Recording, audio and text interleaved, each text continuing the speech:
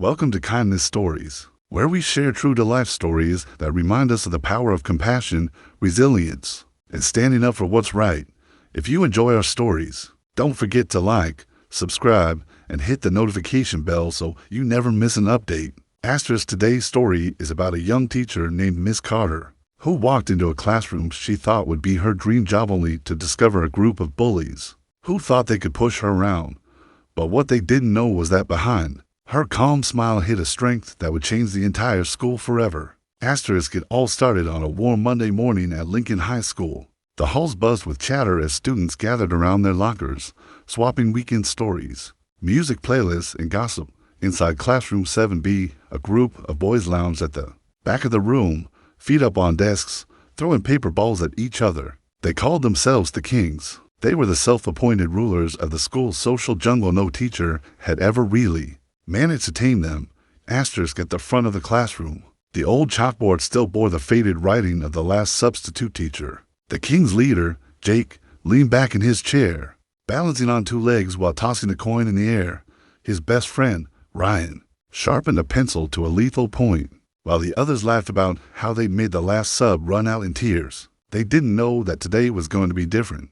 As the first bell rang, the classroom door swung open and in walked Miss Carter. She looked so young that for a moment, the entire class went silent. She couldn't have been older than 25. Her hair was tied in a neat ponytail, her eyes bright with enthusiasm. She wore simple clothes, a white blouse tucked into black slacks, and carried a battered old leather satchel. Jake raised an eyebrow and smirked.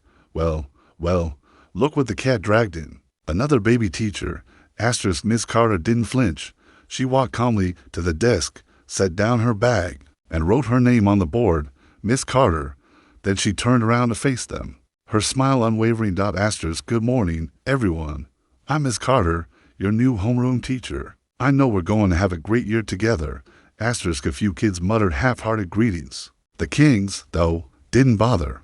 Jake tossed his coin again and spoke just loudly enough for the whole room to hear. Double quotes, hey, teach, do you babysit after school? Too, maybe you can change my diaper. The class erupted in laughter. Miss Carter didn't react. Instead, she pulled out a small roll of paper slips. I see we like jokes, she said, her voice calm but clear. So here's a fun game. For every insult, you owe me a line of apology to be written during detention. Let's keep count, shall we? Jake's grin widened. He couldn't believe she just threatened him with detention.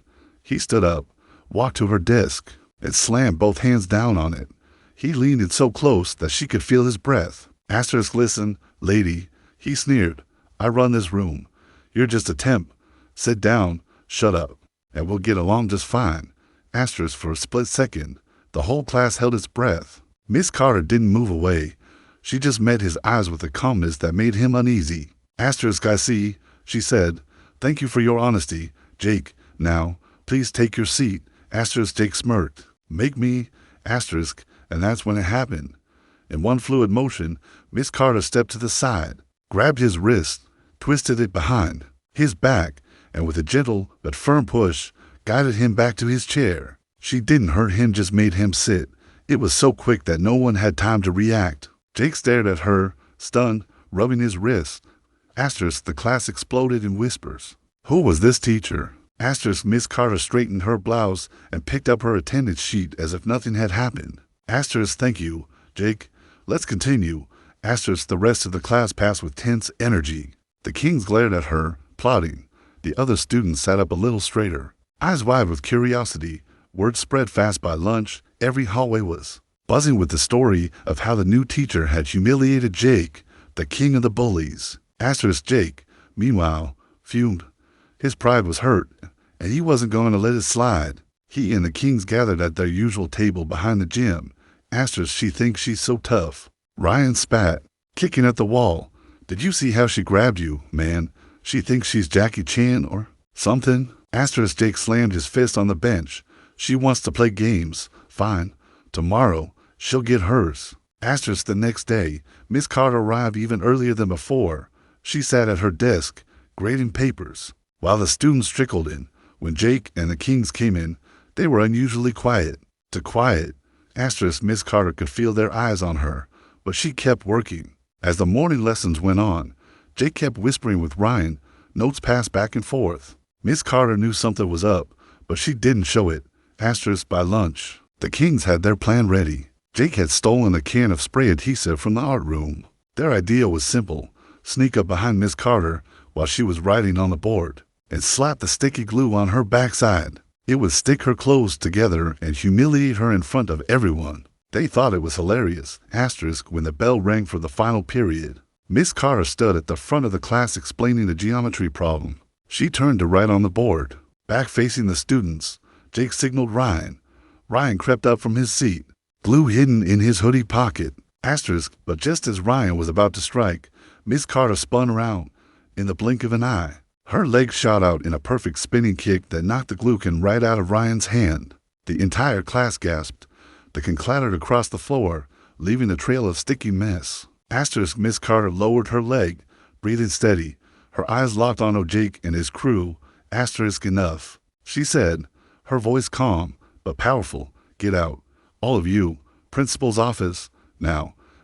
Jake froze. No one had ever stood up to him like that, not even the principal. But there was something in Miss Carter's eyes that made him realize she was dead serious. Without a word, he and the Kings picked up their bags and slunk out of the room. The rest of the class stared at her like she was a superhero.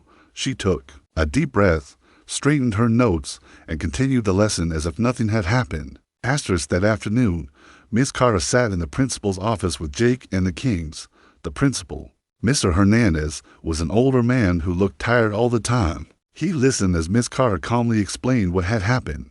Jake stared at the floor, his fists clenched. Mr. Hernandez shook his head. Miss Carter, I am so sorry. These boys have been a problem for years. We've tried suspensions, detention, even counseling. Miss Carter looked at Jake. May I speak to Jake alone? Mr. Hernandez hesitated, but agreed. He ushered the other boys and the principal out, leaving Jake alone with her. He didn't look up. I suppose you're proud of yourself, he muttered.